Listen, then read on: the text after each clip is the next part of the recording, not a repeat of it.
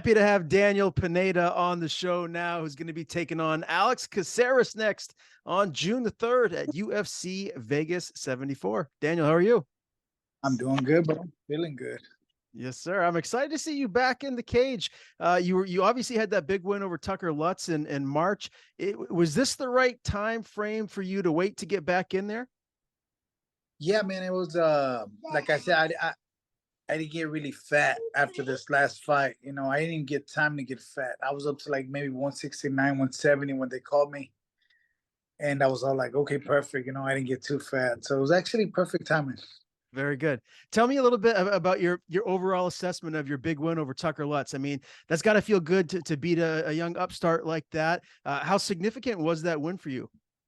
Man, it felt good, to come back and to win, in San Antonio. It wasn't Houston, but it was close enough. It was in San Antonio with all my family and friends around, I mean, it felt great. And to have a crowd, it was legit, man. I was happy.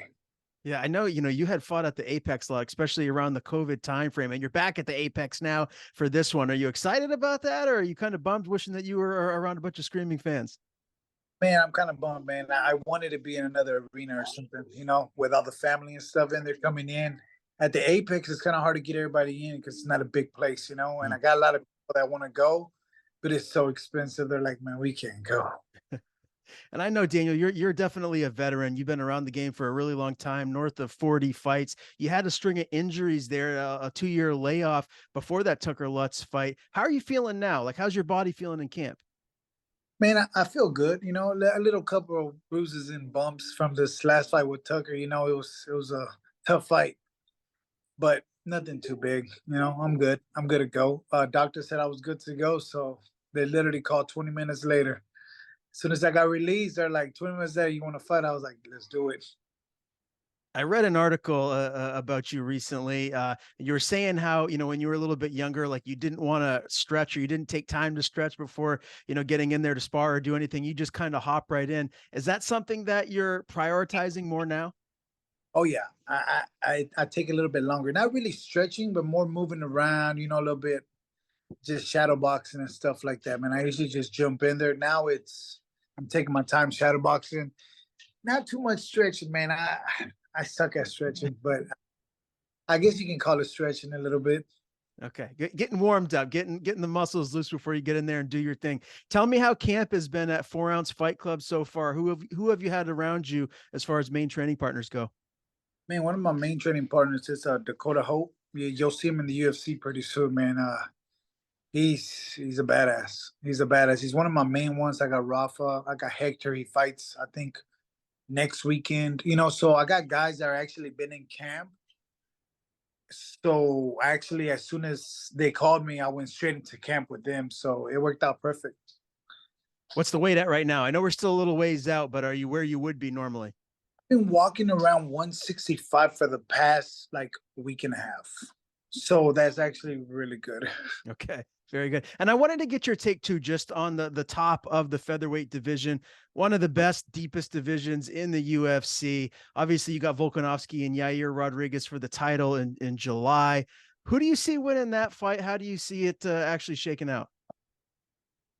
I think, man, I want Yair to win because, I'm going to go for the Mexican, you know what I'm saying? And it'd be cool to have another Mexican as a champion.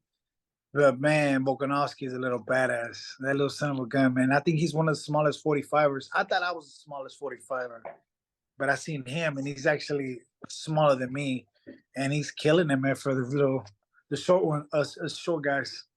So folks gonna keep the belt, man, unless he gets caught by her. He's got the fancy kicks. So I think it'll be a good fight, man. I'm excited to watch that one. If Yair doesn't beat Volkanovski, is there anyone else at 145 right now that can do it? Oh man, who can beat him? Oh man, that's a hard one, man. I don't know who can beat him. I mean, like I said, I think the only way to beat him is somebody to catch him. Mm-hmm. Hitting wise, what's his name? Had him in freaking a deep ass guillotine and couldn't finish him. Had him in a triangle, finish him. I mean, like I said, the only way to beat that guy, I think he ain't gonna get tired. Is to catch him. Somebody has to just catch him slipping. I don't think there's could be that many people that can beat him right now. Would you say that he has surpassed? Obviously, I mean, he's beaten Max Holloway a couple of times now, and Jose Aldo is like a long running champion, legend of the sport. Has he surpassed those guys as the greatest 145er of all time? Who do you think is the best featherweight that we've ever seen? To me, it was Aldo for the longest, right? I don't know where Aldo fell off. I think, honestly, I think Aldo fell off since he got caught by McGregor, and I think he just went down. But to me, it was Aldo. But I think Volk's actually up there, man. I think he's one of the best right now. He Yeah. should be considered the best. He is, I think. No, I think he is the best 145 out there, man. Yeah, he's really doing amazing things. Can't wait for that title fight.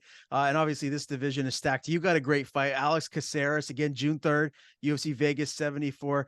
He's coming off a big win over Julian Erosa, man. What do you think of Bruce Leroy and just this matchup for yourself? I think he's been in a role, man.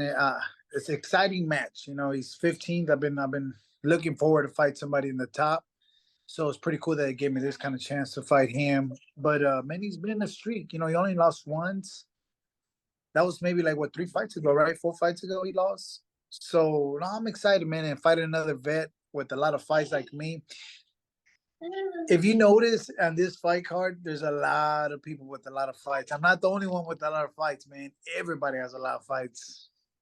Like maybe like 3 fights. They have like over 40 fights. It's got to be pretty exciting. You're the co-main for this fight. How excited are you for that?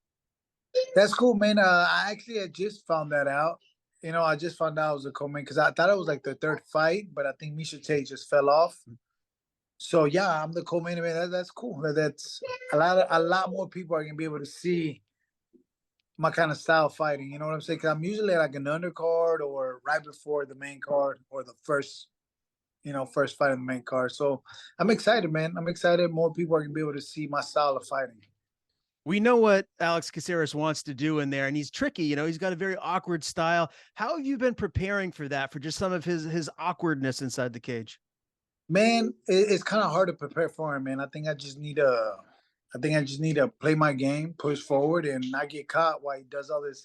Cause he runs a lot, you know what I'm saying? So it's gonna be, I just can't get frustrated chasing his ass. You know, I just gotta stay calm, stay focused, and once he comes in, I'm gonna throw with him.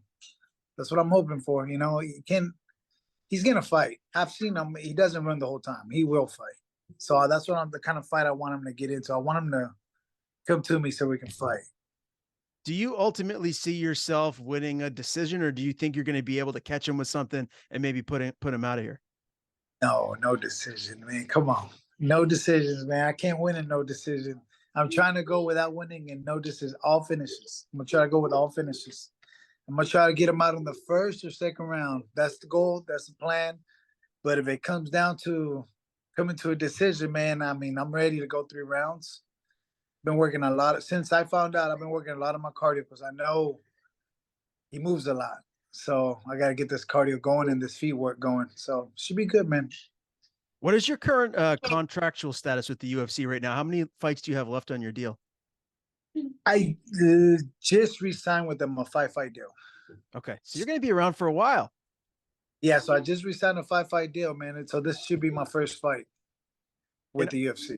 Are you 37? 37. Okay. And you look fantastic, man. 37 years old. You don't look a day over 27. How much longer do you envision yourself, competing here at the top level? I mean, you see some guys that are getting into their mid 40s and still doing it. Do you see yourself as that? Man, I feel good. Like I feel, how do I say, I'm not that dumb young guy no more. You know what I'm saying? Like I'm more into training. I'm actually running. I used to hate running. Like running was my weakness. I couldn't stand running. Now I'm running. I'm doing more cardio and stuff like that. So like I said, the older I get, man, I think the better and better I'm getting. I'm like wine. I was gonna say. Right? So I'm like the wine, man. I love it. I mean, you're like the Tom Brady here of the featherweight division in the UFC. You're just getting better and better with age. Fucking Brady. He's a badass. Go. You know what I'm saying? There you go. I like that. Awesome, my man. Daniel, great talking to you. I'm looking forward to seeing you back in action again, June the 3rd, UFC Vegas 74. Daniel, the Pit Pineda, and Alex Caceres is your co-main. Fantastic interviewing you for the first time, man. Before we do sign off, I want to give you the floor. Please tell people where they can follow you on social media. If you have anyone to thank, anything to plug, the floor is yours. Hey, thank you, brother. Thank you for having me, man. I know I don't like social media too much, so I don't do it a lot, but it's Daniel Pineda. That's on Instagram and on Facebook. And 4 Ounce Fight Club, that's where my gym's at, man.